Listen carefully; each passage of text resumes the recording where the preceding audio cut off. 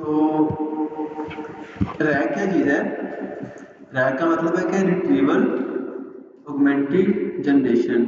Retrieval का मतलब है कि गेट करो पहले, उसके बाद उसको ऑगमेंट करो, उसको मर्ज करो यूज़र की प्रॉम्प्ट के साथ जो यूज़र चाह रहा है। उसके बाद उसका जो आंसर है वो जनरेट करो। तो अब इसमें जो है वो मल्टीपल स्टेप्स हैं, इस चीज़ में मल्टीपल स्टेप्स हैं। तो अब सबसे पहले जो हमने रैग परफॉर्म करनी है, तो इसके लिए हमारे पास कोई प्रॉब्लम होती है जिसको सोल्व करने के लिए हम रैग यूज करते हैं। तो लाइक अगर एक तो सिंपल चैटबॉट होता है, उसमें हम एलएलएम की एपीआई लगाते हैं, एलएलएम की एपीआई लगाते हैं। तो अब हम उससे कोई बात करते हैं, तो वो जो एलएलएम है वो 2 साल पहले बना है, 6 माह पहले बना है या साल पहले बना है, तो उसके पास जो डाटा है वो सिर्फ उसी के अकॉर्डिंग हमें रिस्पॉन्स दे सकता है। तो लेकिन हम चाहते हैं कि हमारी भी जो इन्फॉर्मेशन है, हमारी कंपनी की इन्फॉर्मेशन है, हमारे सैलानी इंस्टीट्यूट की जो इन्फॉर्मेशन है, लाइक जो मेरी अपनी खुद की मेरे पोर्टफोलियो की इन्फॉर्मेशन है, उसके बारे में भी कोई क्वेश्चन आए यूज़र करे, तो वो जो हमारा जो एजेंट है, चैटबॉट है, वो उसका जवाब भी दे।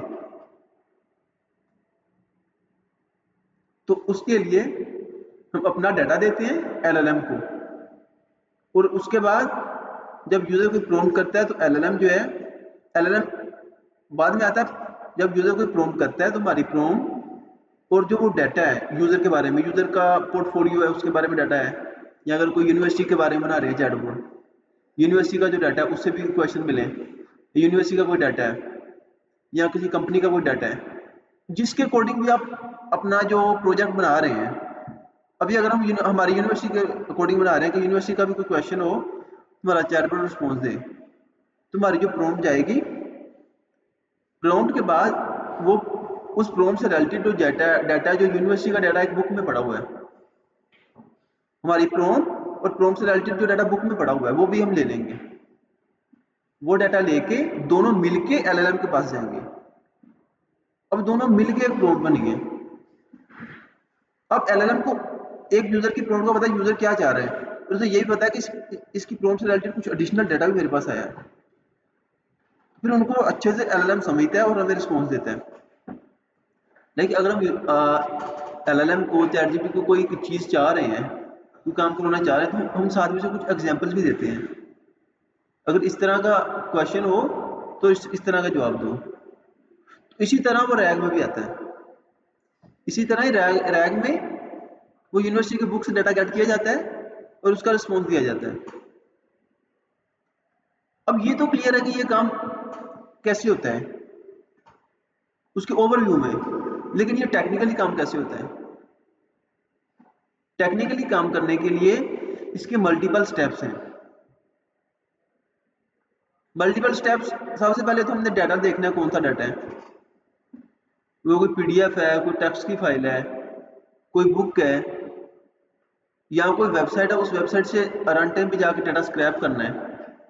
लाइक कोई लिंक दे रहे हैं, तो जब कोई क्वेश्चन करना चाह रहे हैं, तो क्वेश्चन के बाद वो जल्दी से लिंक से डाटा लेके आए, लिंक से डाटा ला के फिर यूज़र की प्रॉम्प्ट जो है वो उस लिंक से जो डाटा स्क्रैप हुआ है उससे अपना आंसर ढूंढे, वो दोनों मिलके एलएलएम के पास जाएं, फिर रिस्पॉन्स जनरेट हो।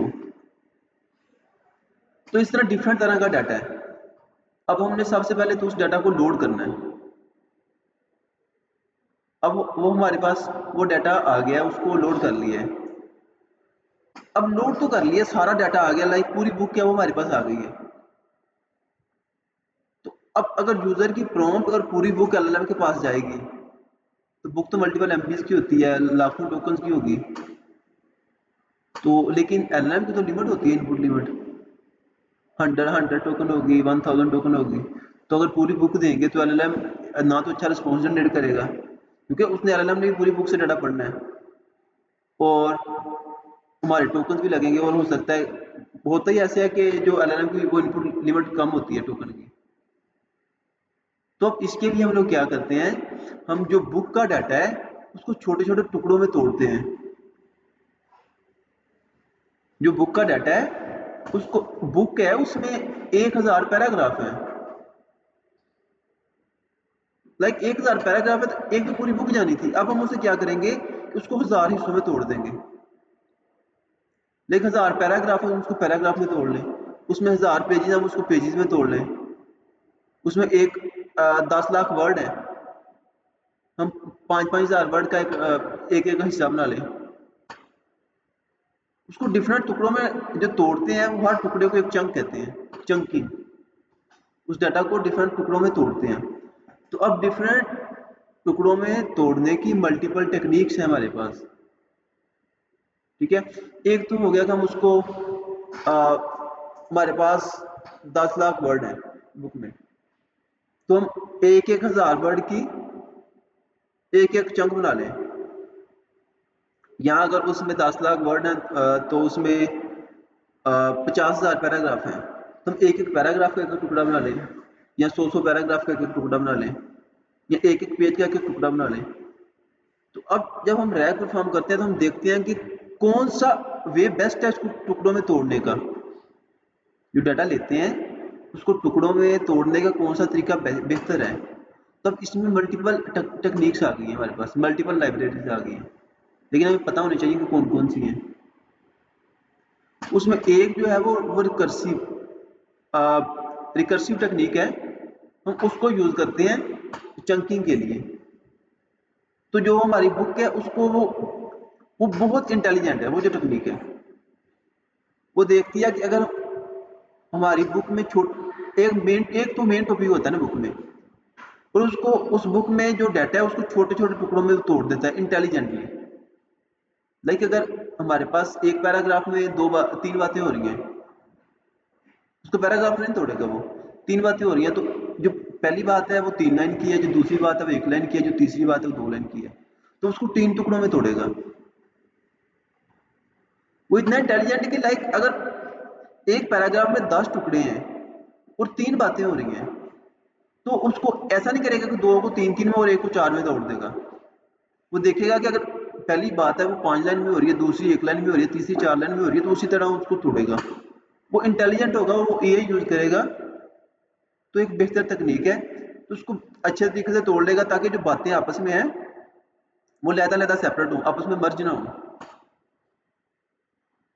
तो अब उसने इसको तोड़ लिया, और इसकी अगर और टेक्निक्स देखिए, अगर वो उसको वर्ड्स में तोड़ता, एक पैराग्राफ में 50 वर्ड है, तो 10-10 वर्ड का एक टुकड़ा बनाए, तो अब वर्ड्स है तो मतलब एक एक वर्ड, जो एक लाइन है वो 7 वर्ड की है, अब जो अगली लाइन है वो 10 वर्ड की है, तो वो 10-10 वर्ड के टुकड़ों में तोड़ रहा है। तो जब वो पहला टुकड़ा बनाएगा 7 लाइन का एक वर्ड, 7 लाइन की एक लाइन, और आगे जो अगली लाइन है उसके वो पहले 3 वर्ड को पकड़ के एक टुकड़ा बना देगा, एक चंक बना देगा।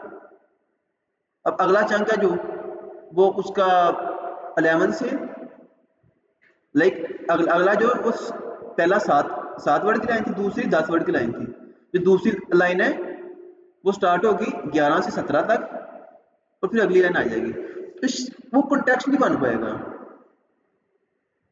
अगर उसको वर्डिंग में उसको चंक करें, तो ये भी बेहतर नहीं है। अब पैराग्राफ में भी एक अच्छी टेक्निक है, पैराग्राफ में भी उसको चंकिंग करने का, लेकिन हम करते हैं रिकर्सिव टेक्निक यूज करते हैं।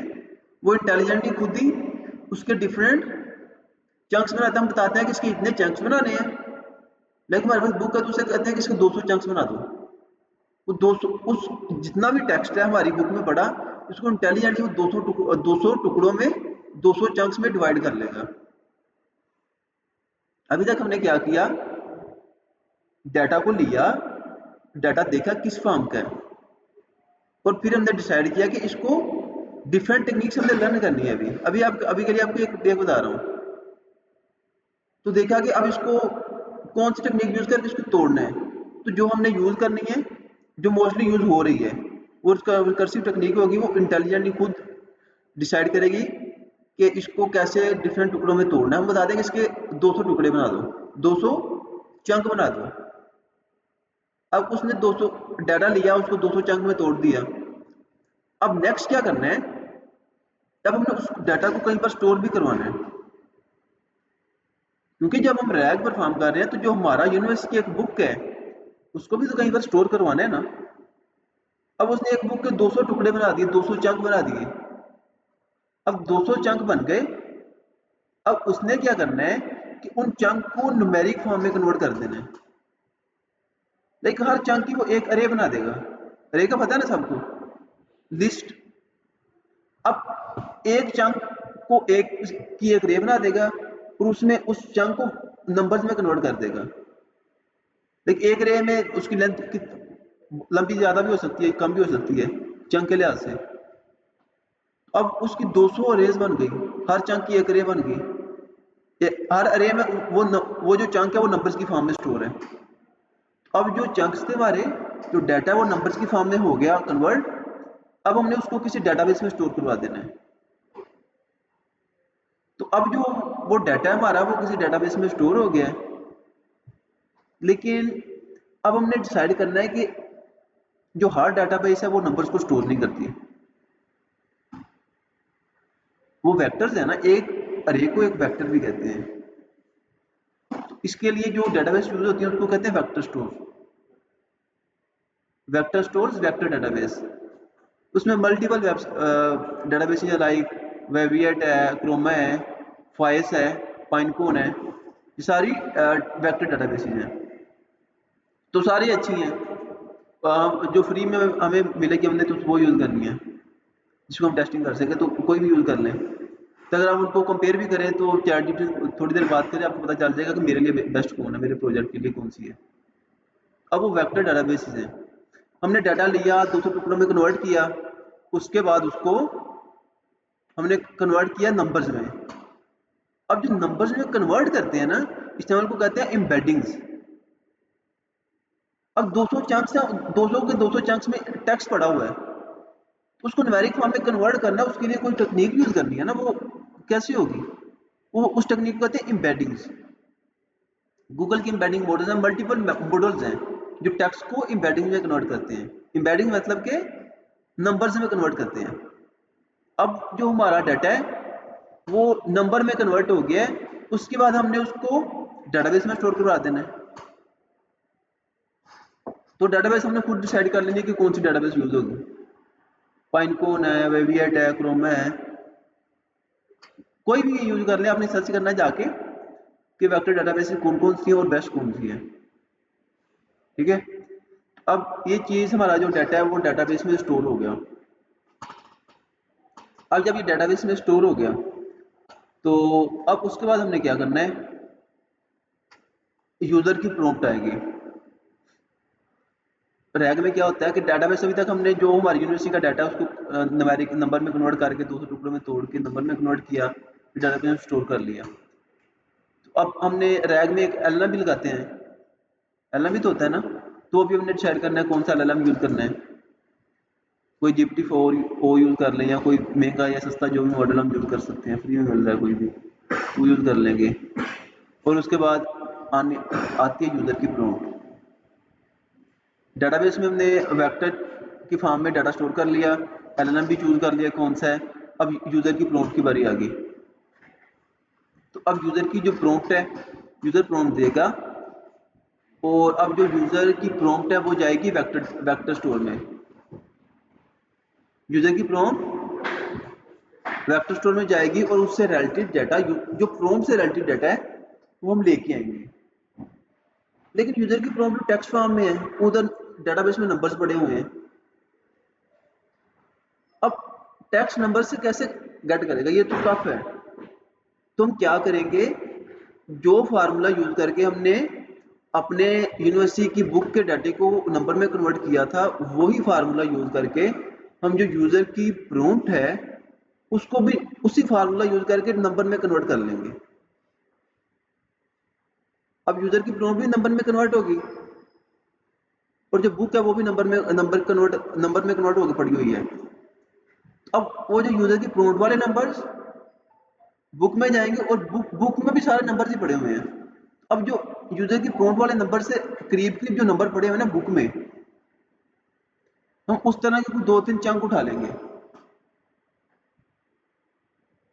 मतलब कि हम लिखते हैं ना कि जब यूजर की प्रॉम्प्ट के नंबर डेटाबेस में गए और उस नंबर के रिलेटेड जो चंक्स हैं 200 चंक्स थे ना नंबर्स वाले, उस रिलेटेड जो नंबर्स है ना जिस चंक में पड़े होंगे हम दो तीन चंक उठा लेंगे।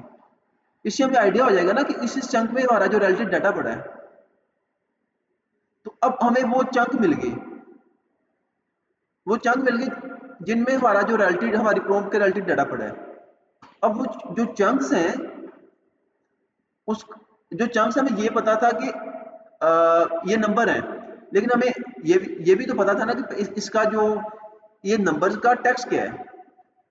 जब हमने कन्वर्ट किया था तो साथ में हमें ये भी पता था कि इसका टेक्स्ट क्या है। जब वो चंक कट कर लिए तो हमने वो दो तीन चंक्स गेट कर लिए नंबर्स वाले। अब उसका जो टेक्स्ट है हमने वो पकड़ लिया।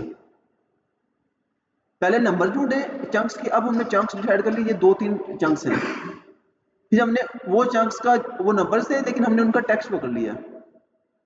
वो टेक्स्ट पकड़ लिया लेकिन जो हमारी प्रॉम्प्ट थी वो तो नंबर की फॉर्म में कन्वर्ट हो गई है।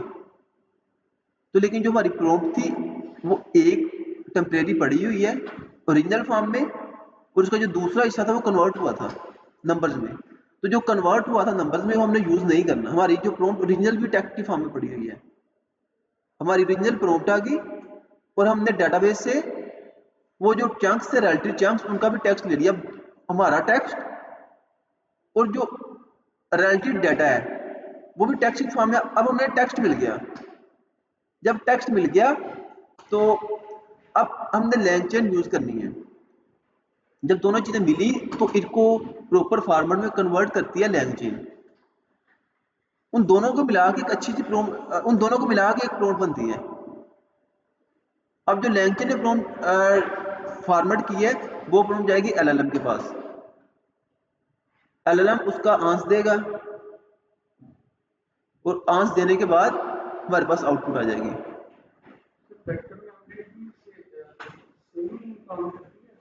क्या वेक्टर मेमोरी वो भी ऐसे काम नहीं करती कि वो भी पहले डेटा जो होता है उसे इनडायरेक्टली में कन्वर्ट करके उसे कोई डीबी में स्टोर करती है, सेम काम वो भी नहीं करती।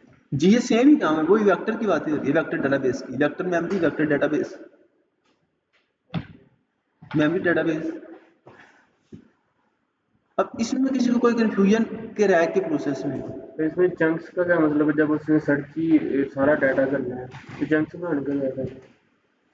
चंक्स बनाने का ये फायदा कि अब अगर उसको 200 टुकड़ों में नहीं तोड़ेंगे बुक को, तो फिर तो हमें यूजर की प्रॉम्प्ट के साथ हर बार बुक पूरी की पूरी भेजनी पड़ेगी लेकिन एलएलएम में। अगर वो चंक्स बना दूंगा तो फिर भी तो वो सारा ही सर्च करेगा नहीं, फिल्टर। सारा नहीं सच कर रहा। चंक्स बना रही है लेकिन बुक तो नहीं ना जा रही।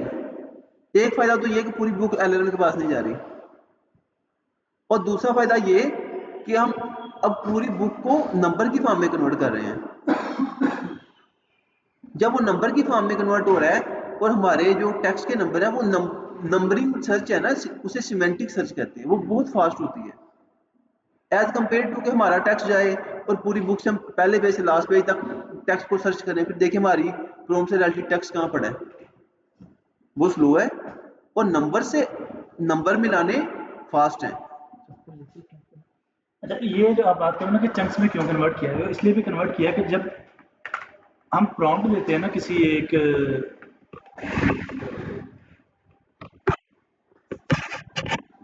जब एक किसी भी एलएलएम को प्रॉम्प्ट देते हैं ना तो उसकी एक कॉन्टेक्स्ट विंडो फिक्स होती है कि भाई आप इतने लफ्जों की प्रॉम्प्ट दे सकते हो, उससे ज़्यादा नहीं प्रॉम्प्ट दे सकते। अच्छा, उसमें सबसे ज़्यादा इस टाइम पर है गूगल जेमिनी की कॉन्टेक्स्ट विंडो, बोलो जो भी हो। अच्छा, अब जब गूगल जेमिनी की सबसे ज़्यादा है ना तो एक टाइम में आप गूगल जेमिनी को सबसे ज़्यादा लंबी प्रॉम्प्ट लिख के दे सकते हो। अगर मैं एक टाइम पे ही पूरी की पूरी बुक भेज रहा हूँ तो इसका मतलब है कि सिंगल प्रॉम्प्ट में मैं उसको एक बुक भेज सकता हूँ। जब चंक बना ली है तो वो अलग अलग प्रॉम्प्ट में डाटा एलएलएम के पास जा रहा है कि पहले हमारी प्रॉम्प्ट जाती है जो सिस्टम प्रॉम्प्ट होती है और साथ में हमारा एलएलएम जाता है, सॉरी वो चंक जाता है। ये दो पार्ट एलएलएम के पास जाते हैं, एलएलएम रिस्पॉन्ड करता है कि भाई मुझे इसमें मिला या नहीं मिला। फिर उसके बाद अगला जाता है, अगला चंक अगला चंक अगला चंक। वो क्यों इस तरह कर रहे हैं? क्योंकि हमारे पास जो एलएलएम है ना वो एक साथ पूरी बुक एब्जॉर्ब नहीं कर सकते। वो चंक चंक करके ना हम उसको मल्टीपल टाइम रन करते हैं। ये तो अब अगर हम इस पिक्चर को देखें तो जो हमने रॉकेट साइंस अभी पढ़ी है, जो एक दूसरे से शेयर की है, अब वो इस पिक्चर में पड़ी हुई है। ठीक है, पिक्चर को समझे तो सबसे पहले आप इधर आ जाएं इस जगह पर। अब यह डेटा सेट, जो हमारा डाटा बुक है, मल्टीपल फाइल्स हैं, ऑडियो है, कोई वीडियो है, कोई कोड है। अब इधर हमने उसको फॉर्मेट करके ना, मतलब कि चंक्स में कन्वर्ट करके, उसके टुकड़े बना के, चंक्स बना के, फिर उन चंक को नंबर में कन्वर्ट करके, इसी जगह पर नंबर में कन्वर्ट करके, फिर वो नंबर में कन्वर्ट होकर वेक्टर बन गए। अब वो वेक्टर जो है वो वेक्टर डाटाबेस में स्टोर हो गए। अब जो डाटा था उसको प्री प्रोसेस किया। प्री प्रोसेस में क्या क्या आता है? चंकिंग, और दूसरा अमल क्या है? एम्बेडिंग। चंकिंग मतलब कि उसके टुकड़े बनाना, और एम्बेडिंग मतलब कि उन टुकड़ों को वेक्टर में कन्वर्ट करना। ये दोनों काम इधर हुए। उसके बाद जो वेक्टर्स हैं वो इधर डेटाबेस में स्टोर हो गई। ये डेटाबेस कौन सी है? Vector database. तो इसमें जो इंपॉर्टेंट डेटाबेस है वो क्रोमाडीबी है, मोंगोडीबी भी प्रोवाइड करती है वेक्टर डेटाबेसेस, वेविएट है और पाइनकोन है। तो मल्टीपल डेटाबेस इसमें है। और अब ये यहाँ तक हमने अपना जो डाटा है उसको वेक्टर में कन्वर्ट करके स्टोर करवा लिया वेक्टर डेटाबेस में। अब आगे दूसरी तरफ, एक तो हमने इधर अपना एलएलएम भी डिसाइड कर लिया, एलएलएम कौन सा यूज करना है इस चैटबॉट के लिए। ठीक है, अब ये एलएलएम है हमारा। तो बाकी यहाँ तक हमारा जो पार्ट कवर्ड है, और यहाँ तक हमारा जो पार्ट है वो कवर्ड है। अब ये वाली चीजें हमारी रह गई। ठीक है, अब यूजर ने क्या करना है? यूजर ने इधर प्रॉम्प्ट देनी है। ये यूजर है, यूजर प्रॉम्प्ट देगा, इनपुट, इनपुट प्री प्रोसेसिंग होगी। इनपुट प्री प्रोसेसिंग में क्या होगा? वो भी नंबर में कन्वर्ट होगा। कैसे नंबर में कन्वर्ट होगा? जो एम्बेडिंग्स वाला मॉडल यूज किया था,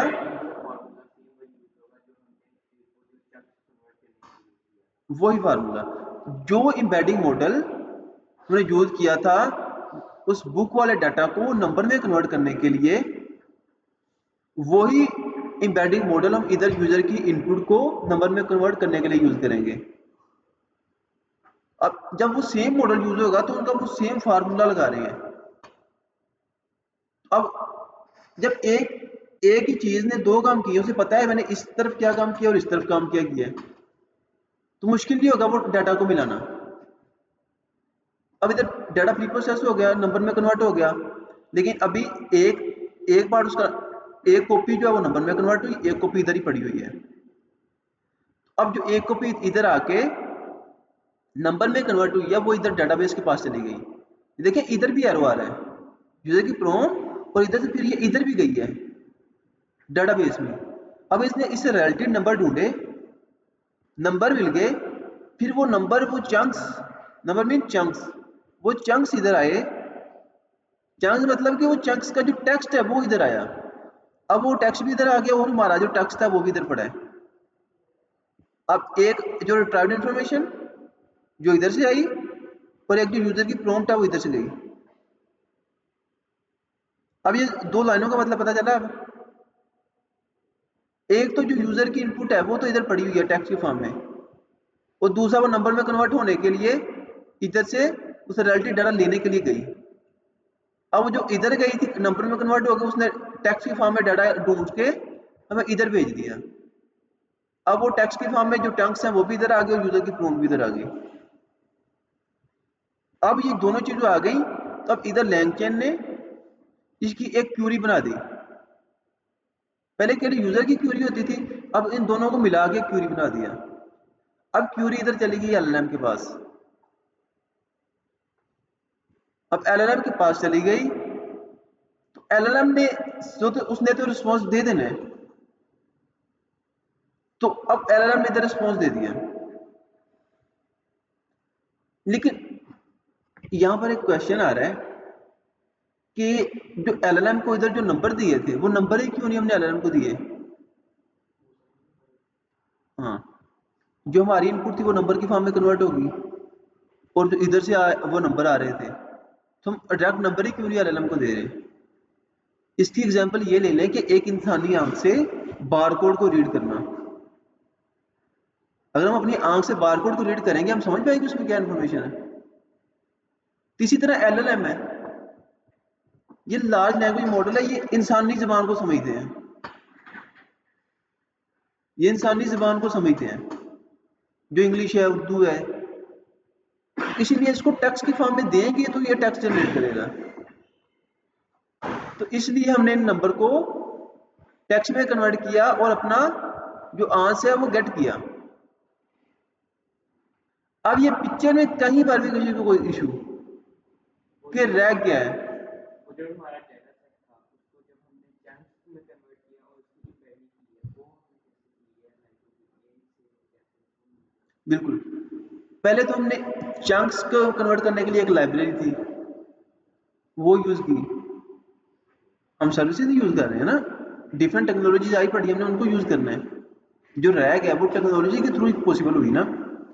उसको चंक में कन्वर्ट करने के लिए भी एक टेक्नोलॉजी थी, उसके थ्रू हमने उसको चंक में कन्वर्ट किया। अब उसको चंक को नंबर में कन्वर्ट करने के लिए भी एक टेक्नोलॉजी थी। जो चंक को नंबर में कन्वर्ट करने के लिए टेक्नोलॉजी होती है वो मॉडल होता है, वो एक सेपरेट मॉडल होता है, वो लैंग्वेज मॉडल नहीं होता, लार्ज लैंग्वेज मॉडल नहीं होता, वो एम्बेडिंग मॉडल होता है, उसको नंबर में कन्वर्ट करता है।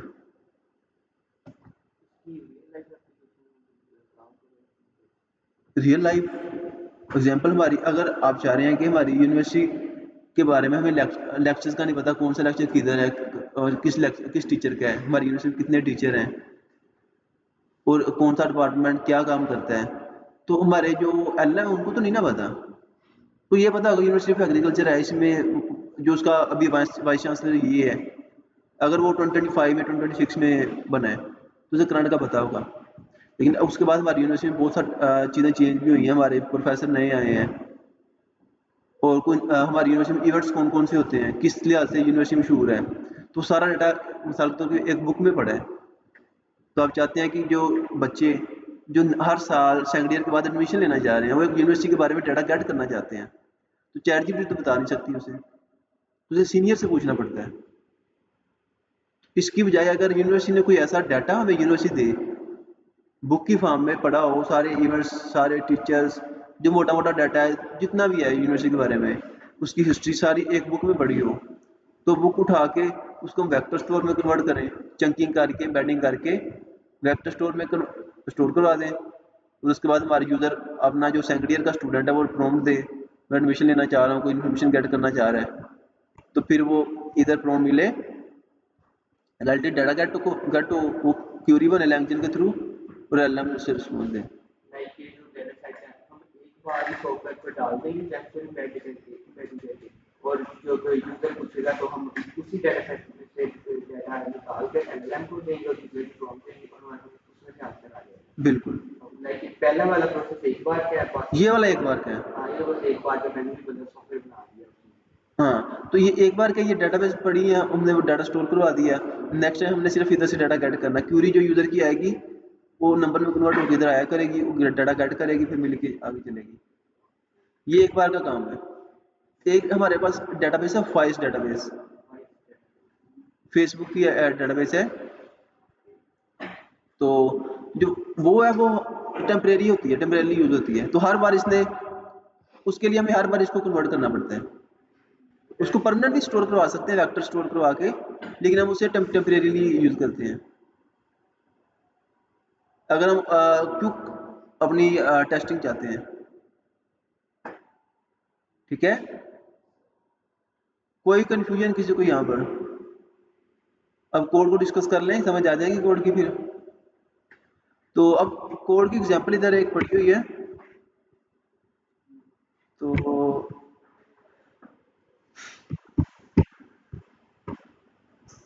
अब एक तो आएगा लैंग्वेज इन कोड और डॉक्यूमेंट्स इंपोर्ट डॉक्यूमेंट, ये डॉक्यूमेंट को रीड करने के लिए एक लाइब्रेरी हम गेट कर रहे हैं, ठीक है। और दूसरी है चैट लैंग्वेज इन कोड और prompts import chat prompt template, ये तो आपको नहीं आता होगा। नहीं आता? चैट प्रॉम्प्ट टेम्पलेट हर क्लास में पढ़ते हैं, ये डायनामिक प्रॉम्प्ट देने के लिए एलएलएम को। क्लियर? क्लियर तो हो जाता हर क्लास में, मैं ये रिपीट करता हूँ। चैट प्रॉम्प्ट टेम्पलेट एलएलएम को डायनामिक प्रॉम्प्ट देने के लिए यूज करते हैं। अब उसके बाद आ गया LangChain code dot output parsers import str output parser. कोई ये बताएगा क्या है? आउटपुट आउटपुट को आउटपुट स्पेसिफिक फॉर्म में स्पेसिफिक स्ट्रक्चर में देने के लिए यूजर को, क्योंकि एलएलएम को आउटपुट जनरेट करते हैं वो स्पेसिफिक स्ट्रक्चर में बात कर नहीं होती, तो ये जो है उसको स्पेसिफिक स्ट्रक्चर में कन्वर्ट करके यूजर को शो करवाते हैं। कल हमने पढ़ा था। उसके बाद आ गया LangChain कोड और रनेबल्स इंपोर्ट रनेबल पास थ्रू। ये क्या है?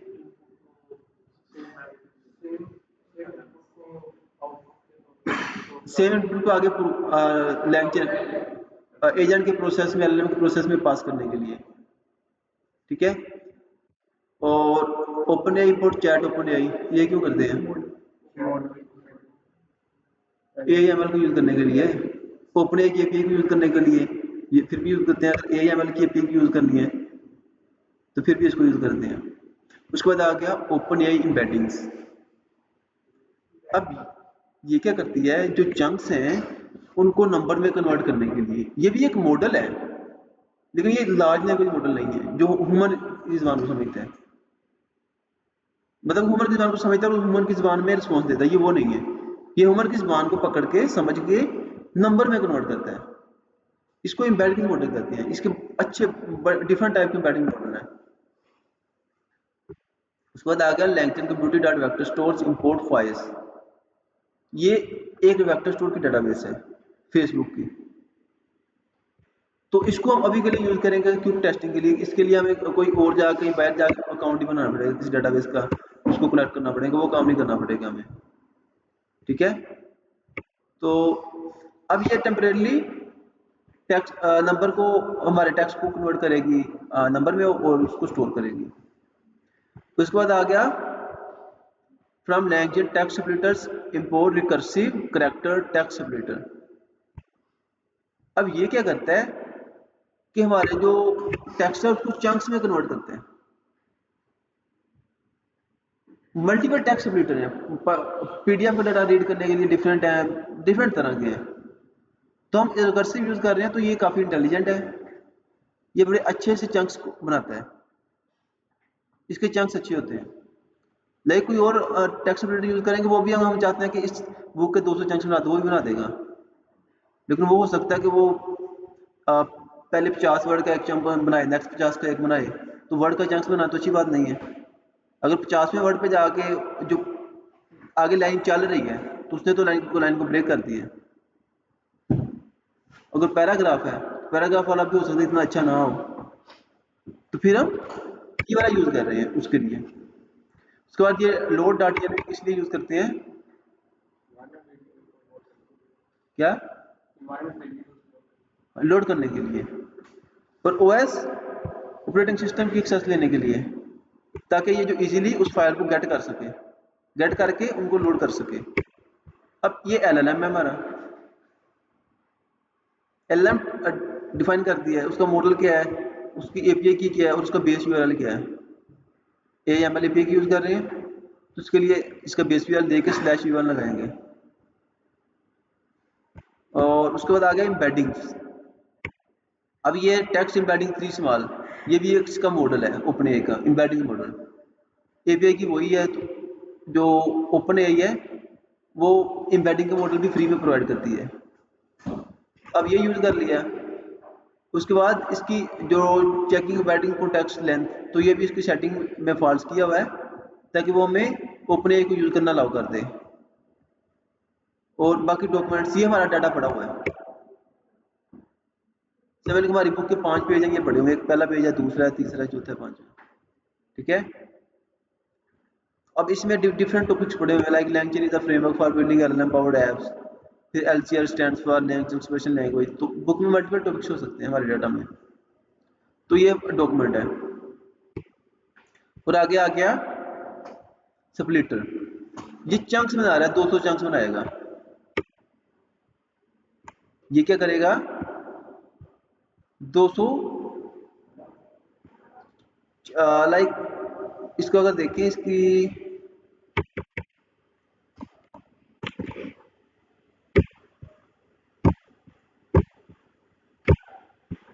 ताकि आपको ज्यादा क्लियर हो जाए। तो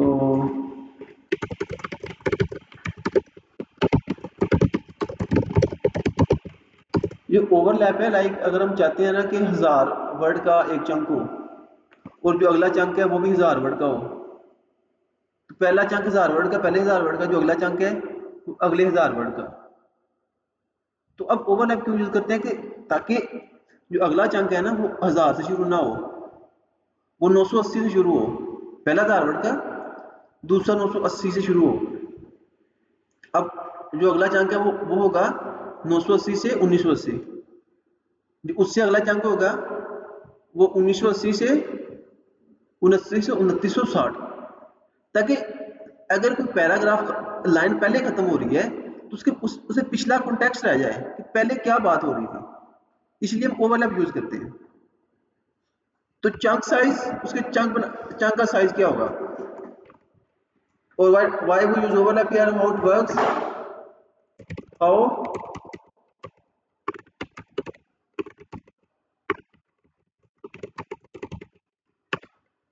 अब इसकी साइज देखते हैं कि chunk size maximum number of characters allowed in each chunk, ठीक है। तो पहला 1000 वर्ड का चंक है, तो जो दूसरा चंक है वो 20 कैरेक्टर जो पहले चंक के ले ले ताकि उससे कॉन्टेक्स्ट रह जाए। Then each chunk will contain up to 200 characters. अब इधर हम उसका चंक साइज बता रहे हैं, अगर हम उसे 1000 बताएं या 200 बताएं ये हमने खुद डिसाइड करना है, ठीक है। Suppose we have a text of 500 characters with chunk size 200, the splitter will produce 1 to 200, 200 to 400 and 401 to 500, you get 3 chunks। अब ओवरलैप कैसे काम करेगा, how many characters from previous chunk will be repeated in the next chunk। अब जो last वाले 20 chunks हैं वो next में रिपीट होंगे, ताकि लाइक अगर पहले 200 वर्ड का एक चंक है, आगे जो 201 से 201 से 400 तक है, उसे पिछले जो वर्ड्स का तो कोई कॉन्टेक्स्ट ही नहीं रहेगा कि पहले क्या बात हो रही है, तो बात को कंटिन्यू करने के लिए हम ओवरलैप करते हैं। तो like because we when text is split, context can be break between chunks, context टूट सकता है, उसको बरकरार रखने के लिए overlap helps preserve context between chunks. तो अब इसकी देखिए अगर एग्जांपल ये देखें, LangChain is a framework for building application with LLMs. It helps developers create AI-powered apps easily. अब इधर ओवरलैप 0 है,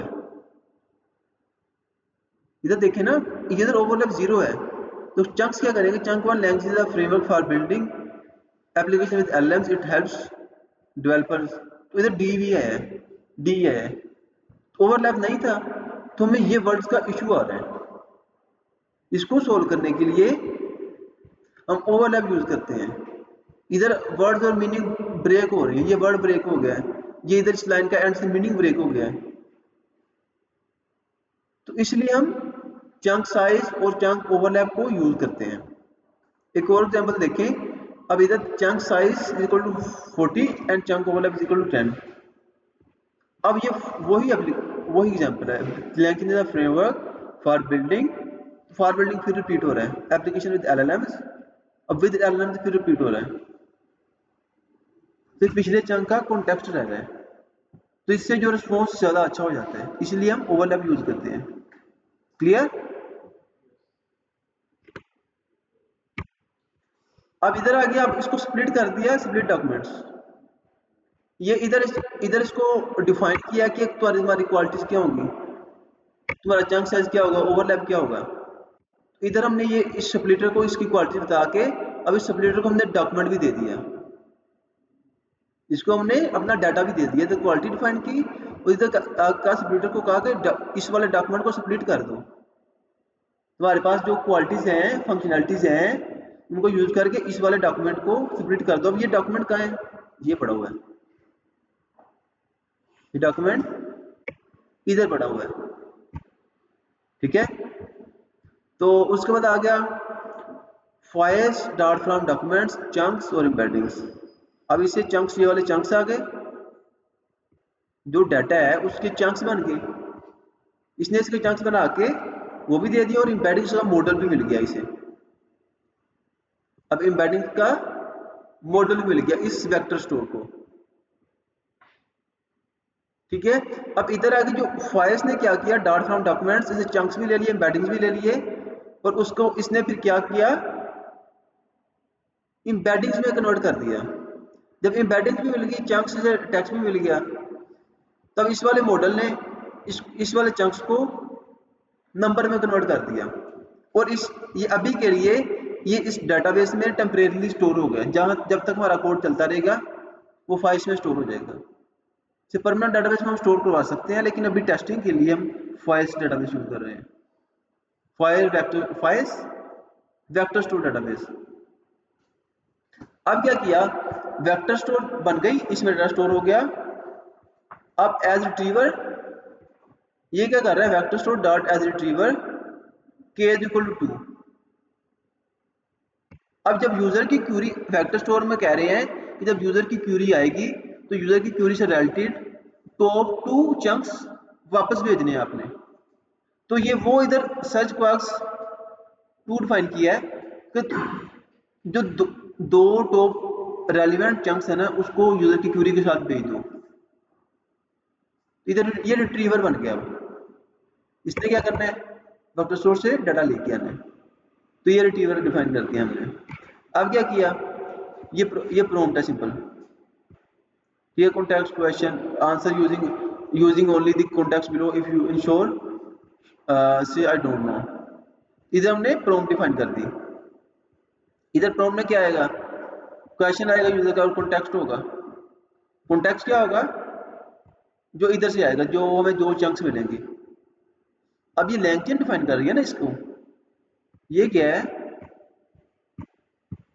ये यहां पर है क्रिएट क्यूरी। यहां पर क्यूरी क्रिएट कर रहे हैं हम लोग, क्लियर। यहां पर हम लैंग्वेज को यूज करके, उसकी चैट रूम टेम्पलेट को यूज करके हम टेम्पलेट बना रहे हैं क्यूरी का, ठीक है। अब इधर ये इसको फॉर्मेट कर रहा है डॉक्यूमेंट को,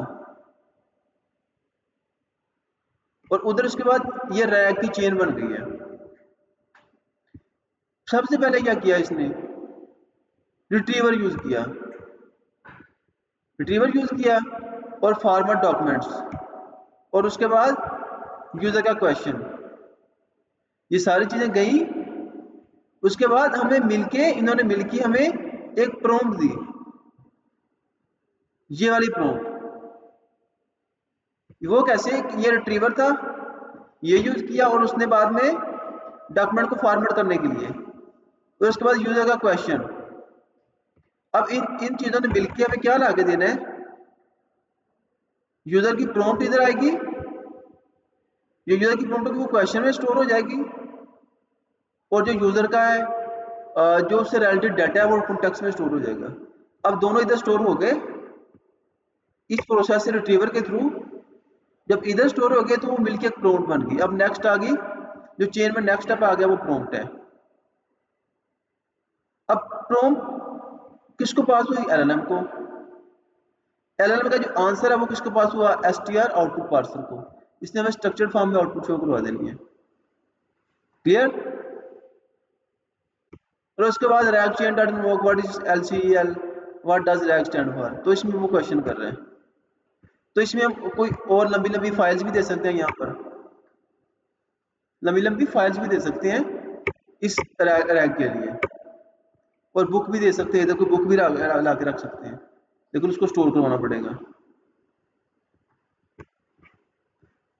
अब रैग में किसी को कोई इशू कहीं पर भी, अगर रैग में जो डाटा देंगे अगर उसको अपडेट करना हो, वो खुद नहीं करेगा क्या, हमें अपडेट इसी कोड को दोबारा चलाएंगे, अपडेट खुद नहीं करेगा वो। इस तरह का लॉजिक लगा सकते हैं कि वो जब भी डाटा दें वो उसको अपडेट करें, ठीक है। तो अपडेट हमें खुद करना पड़ेगा। उसके बाद वो एक स्पेसिफिक इधर इस तरह की एक फाइल में कोड लिख देंगे, जब उसको अपडेट करना हो तो वो फाइल इधर लाके स्टोर करवाइए उस सेम नाम से, तो उसको पढ़ के स्टोर करवा दें। अगली बार जब वो डाटा मतलब कि अपडेटेड नहीं है, उस फाइल को डिलीट किया, नई फाइल को इधर ला के रख दिया, उसका नाम भी सेम रख दिया, जिस कोड को चलाया वो फिर उसको स्टोर कर देगा, अपडेट कर देगा। अपडेट करना है ना। तो अब रैग में किसी को कोई इशू स्टार्ट से लेके एंड तक, एनीवन? तो अब ऐसा करते हैं कि ये चलाते हैं, अगर ये चलता है तो उसके बाद हम क्या करते हैं, अभी हमारे पास आधा घंटा है, एक नई एप्लीकेशन बना के देखते हैं कि वो क्या करती है। एक बुक देते हैं, तो कोई नई फ्री वाली डेटाबेस, ताकि लाइव आपके सामने करूँ मैं, वो वाली डेटाबेस यूज करूंगा जो मैंने अभी तक नहीं यूज की, सारा कुछ आपके सामने करूंगा, ठीक है। तो अब आ गया हमारा कोडिंग का और डिबगिंग का टाइम।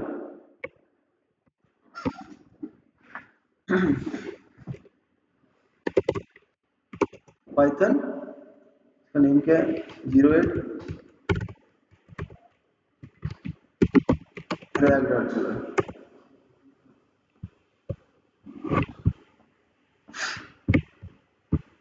तो उसको ये वाला हमने टैग दिया था डॉक्यूमेंट में, और इधर ये क्या कह रहा है, फाइल्स पाइथन पैकेजेस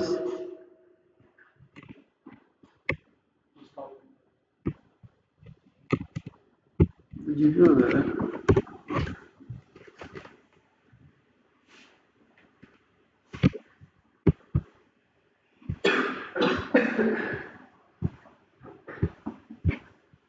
फाइल्स का इशू आ रहा है।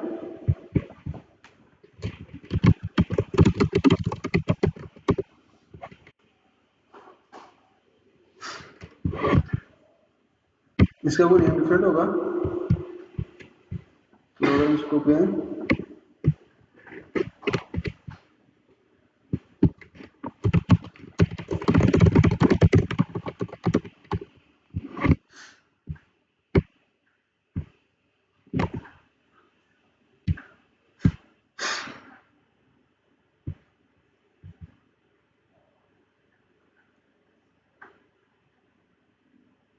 तो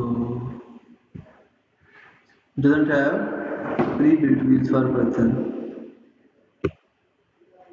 तो इधर मैं अगर पाइथन का वर्जन देखूं, कौन सा वर्जन यूज कर रहा हूँ, ग्रेटर देन 40 है। ये वर्जन जो मेरा पाइथन का जो बिगर वर्जन है, तो कुछ ओल्ड लाइब्रेरी को ये वर्जन सपोर्ट भी नहीं करता। तो अब ये क्या कह रहा है, दोबारा चला रहा है, देखते हैं क्या कहता है।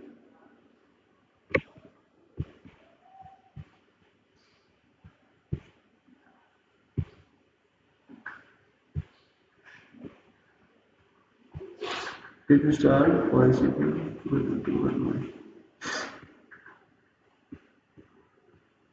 is running।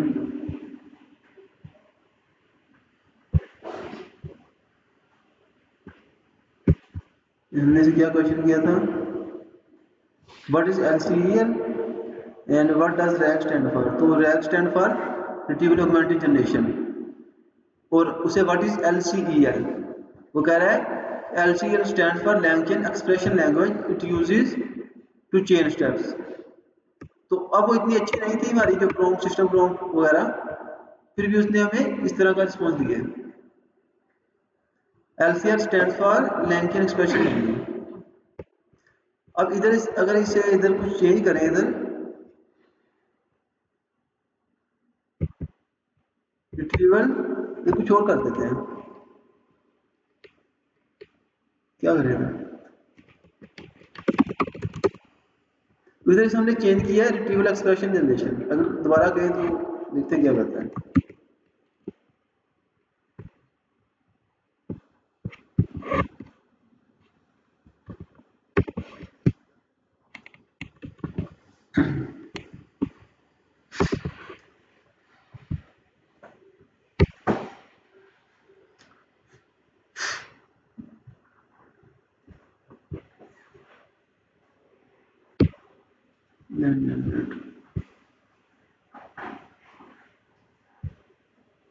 तो ये क्या कह रहा है, rag stand for retrieval expression generation.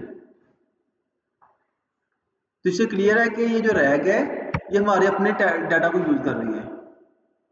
तो अब अगर हम क्या करें, इसे क्यों कहते हैं, now use this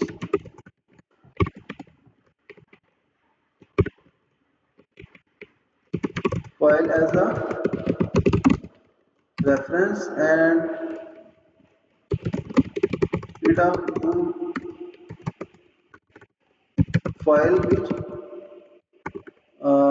where you write random text about paragraphs file in dot create a new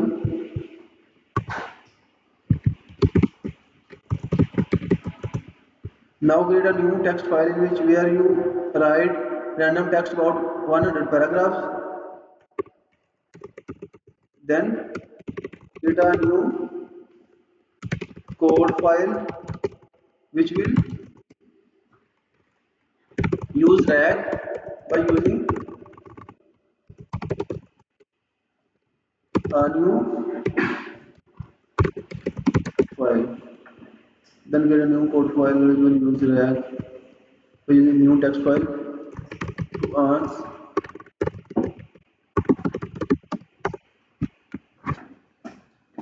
इसको चला के देखते हैं, उसके बाद एक बुक पर भी ट्राई करेंगे।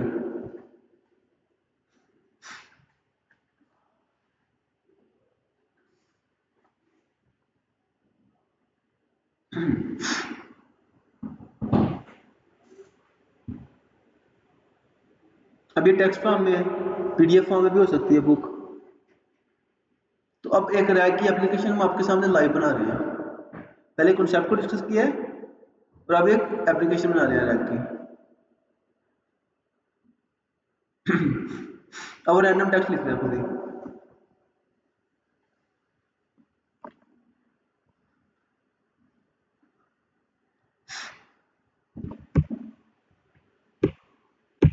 टाइम लगाएगा काफी।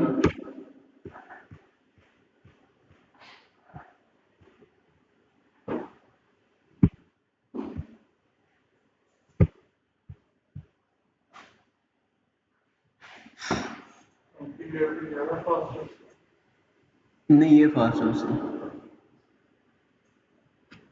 वो थोड़ी स्लो है। लेकिन ये अभी इसके पहले भी टेक्स्ट पढ़ा हुआ था ना, चैट पढ़ी हुई थी शायद, उसका भी कॉन्टेक्स्ट है इसलिए स्लो चल रहा है।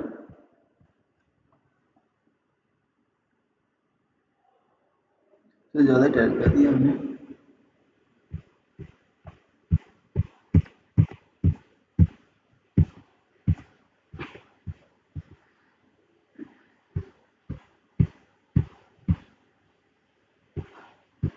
ऑलमोस्ट हो चुकी है।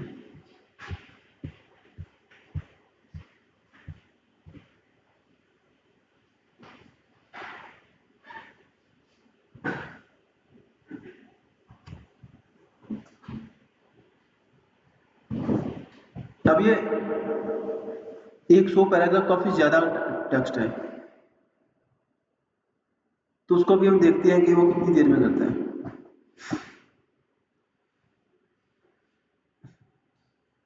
सुना नहीं है।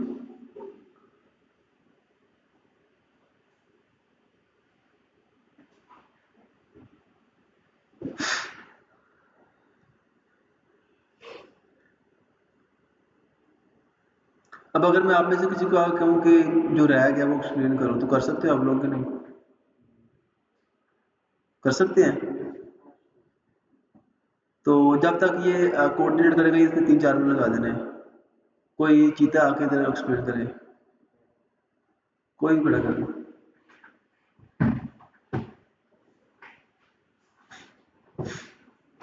जनरेट कर दिए, तो पिक्चर भी निकाल दो, पिक्चर भी निकाल दो। पिक्चर भी निकाल दें, ऐसे भी ठीक है। वो उधर खड़े हो जा, इसको एक्सप्लेन करो। इसकी कोई पिक्चर भी बना दो यार। रैक का जो प्रोसेस है ना वो होता है लाइक यूनिवर्सिटीज में या फिर कोई भी स्पेशल इंस्टीट्यूट है, आप वहाँ पर जाते हो ना, तो उसकी जितना भी डेटा है आपने उसमें से कोई एक स्पेसिफिक क्वेश्चन करना है, ठीक है, आपने वो स्पेसिफिक क्वेश्चन का आपको आंसर चाहिए। अब आप उस इंस्टीट्यूट में हर बंदे से पूछोगे मुझे ये जवाब दे, ये जवाब दे, उसका एक हल होता है रैक के नाम से। रैक क्या करता है कि उसका जो भी इंफॉर्मेशन है ना उस यूनिट या इंस्टीट्यूट की, वो एक सॉफ्टवेयर के थ्रू रख देता है, सॉफ्टवेयर में रख देता है, और आप उसको क्वेश्चन करते हो तो आपके रेलिवेंट जो भी क्वेश्चन होते हैं ना उस डेटा से लेकर आपको आंसर करता है। अब उस रैक का एक प्रोसेस होता है। रैक का एक प्रोसेस क्या होता है कि वो जो एक डाटा होता है ना वो एक बुक की फॉर्म है, समझें, लाइक बहुत ज़्यादा टोकन हैं उसमें, लैक्स लाखों में टोकन है, ठीक है। तो वो लाखों के टोकन को हमने ना जो एलएलएम को देना है, तो एलएलएम इतने ज़्यादा वर्ड्स को जब लेगा ना तो उसके टोकन पूरे हो जाएंगे। उसके लिए हमने ना उसको चंक्स में करना है, लाइक ना पार्ट्स में डिवाइड करना है। चंक्स में डिवाइड करने का क्या होगा कि वो उसके टोकन्स कम यूज होंगे और वो एक बात को ना अच्छी तरह समझ सकेगा। लाइक 10 लाइनों की 10 लाइनें हैं ना एक पेज के अंदर, तो उसके अंदर 3 तरह की बातें हैं। 3 तरह की बातों में पहली बात 2.5 लाइनों में खत्म हो रही है, दूसरी बात 3 लाइनों में, और वो जो है तीसरी बात है ना वो 3 तो 5 और वो 4.5 लाइनों में खत्म हो रही है। तो वो उसके 3 चंक्स बनाएगा 10 लाइनों के, 10 लाइनों में वो 3 चंक्स बनाएगा। अब उसकी वो टोकन्स कम हो गए। अब उन जो चंक्स है ना उनको अब हमने कन्वर्ट करना है, इम्बेड करना है। लाइक हमने नंबर्स में कन्वर्ट करना है, नंबर्स में कन्वर्ट करने को कहते हैं इम्बेडिंग करना। इम्बेडिंग हम कोई भी जो टेक्नोलॉजी होगी उसके जरिए कन्वर्ट करेंगे। इम्बेड करके हमने उसको अब वो नंबर्स की फॉर्म में है ना, तो वो टेक्स्ट वाली डाटाबेस में स्टोर नहीं हो सकते। तो हमें कोई ऐसी डाटाबेस चाहिए जो नंबर्स को स्टोर करती है, लाइक कोई वेक्टर डाटाबेस, कोई भी फ्री में वहाँ पर लिखना वेबसाइट पर वेक्टर डाटाबेस वहाँ मिल जाएगी। वहाँ पर हमने वो जो भी डाटा सेट है ना उसके चंक्स की जो इम्बेडिंग की हुई है ना वो हमने स्टोर करनी है, ठीक है। अब वो स्टोर हो गई है उसके अंदर। अब हमने क्या करना है, अब एक मॉडल सेलेक्ट करना है एआई का, लाइक जेमिनी का या फिर चैटजीपीटी का 5.3 मॉडल है, फ्लैगशिप मॉडल है, या कोई भी और मॉडल है, वो सिलेक्ट करना है जो तब उसने जनरेट कर दिया हमें एप्लीकेशन, फाइल भी बना दी है नई, और 100 पैराग्राफ उसने फाइल में लिख दिया है, नॉलेज बेस डॉट टीएक्सटी। अगर देखें इसको तो उसने 100 पैरा जनरेट कर दिया है खुद ही, और उसके बाद उसने एक फाइल बना दी है हमें 09 rag from file dot P है।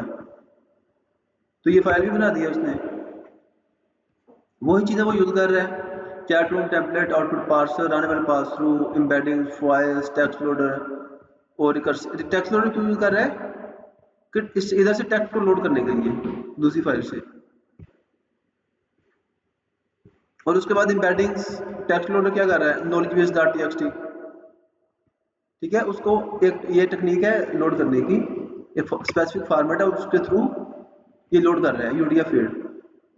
उसको लोड कर लिया, उसके जो डॉक्यूमेंट बना दिया है, और उसके बाद उसने क्या किया है, स्प्लिटर डिफाइन किया है, और उसको स्प्लिटर को डॉक्यूमेंट दे के स्प्लिट करवा लिया है, चंक्स बनवा लिए हैं।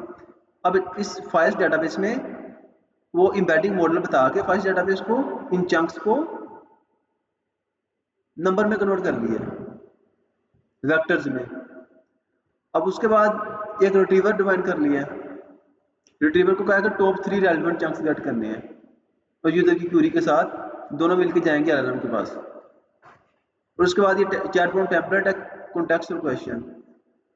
उसके बाद रैग की चेन बन गई, रिट्रीवर फॉर्मेट डॉक्यूमेंट डॉक्स करना है, और उसके बाद प्रॉम्प्ट एलएलएम, फिर आउटपुट पार्सर। उसके बाद question, what is deepest point on earth, तो ये क्वेश्चन उसको वो खुद ही दे रहा है, फॉर गिवन क्वेश्चन, तो 1 बाय 1 क्वेश्चन जा रहे हैं, ठीक है। तो अगर हम इसको 1 क्वेश्चन दें, यहाँ सारे देखते हैं पहले।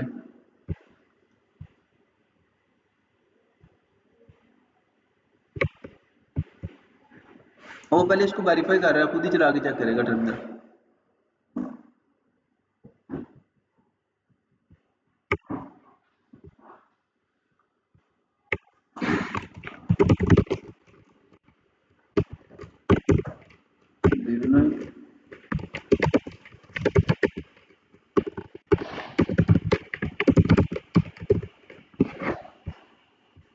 वो कह रहा है कि हर चीज़ काम कर रही है। Is what was created, knowledge base create किया उसने, diverse topics, solar system, DNA, rain forest वगैरह, रैक पाइपलाइन, सारा कुछ इधर बता रहा है। ठीक है, तो डीपेस्ट पॉइंट ऑन अर्थ ये भी बता रहा है।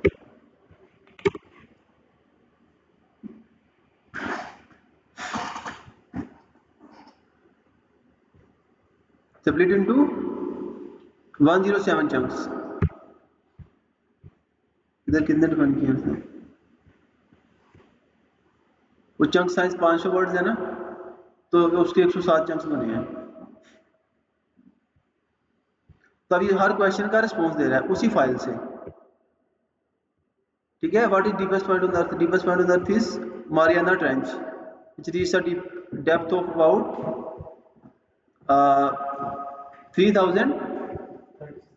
36,000 feet, early and 11,000 meters। तो अगर इसको सर्च करें, क्या ये एग्जिस्ट करता है? Knowledge based architecture.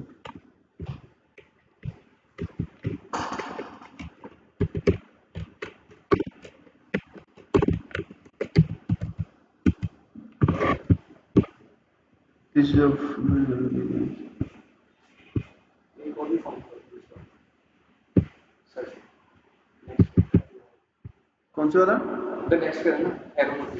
एक मिनट,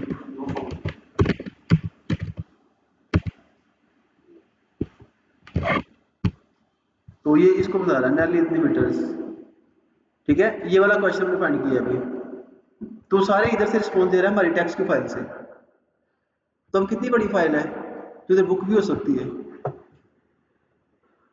ठीक है, अब रैक को हम डिस्कस भी कर लिया, उसकी एप्लीकेशन भी बना ली। अब यहां तक किसी को कोई कंफ्यूजन?